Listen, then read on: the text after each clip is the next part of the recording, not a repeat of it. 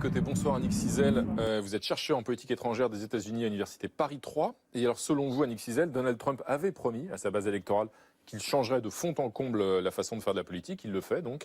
Cette décision sur Jérusalem, elle doit plaire, d'après vous, notamment, enfin à ses électeurs et notamment aux évangéliques. Et par rapport au sujet qui a été fait il y a quelques instants, derrière les donateurs juifs qui pourraient avoir une influence sur Donald Trump, il y a un très fort mouvement aux États-Unis évangéliste qui depuis un an fait pression pour que Donald Trump tienne sa promesse de déplacer l'ambassade des États-Unis de Tel Aviv à Jérusalem. Et ce n'est pas une pression négligeable, c'est grâce à ces évangélistes. Pour leur plaire que Donald Trump a fait ce discours hier ? Non, ce ne serait pas que pour leur plaire, mais ce serait entre autres pour leur donner satisfaction.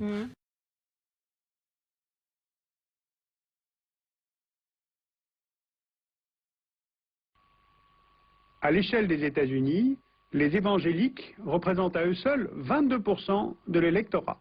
Donc une campagne politique ne peut pas se faire sans une tournée dans les gigantesques églises évangéliques, les 1200 méga churches, qui regroupent plusieurs milliers de fidèles.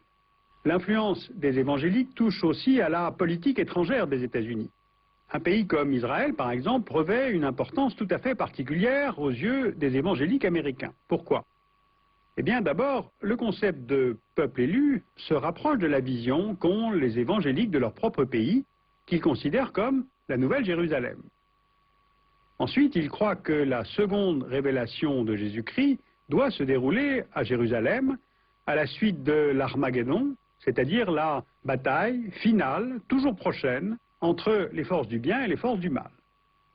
L'existence d'Israël est donc pour eux une preuve éclatante de l'existence de Dieu, et ils voient les Juifs comme des chrétiens en puissance.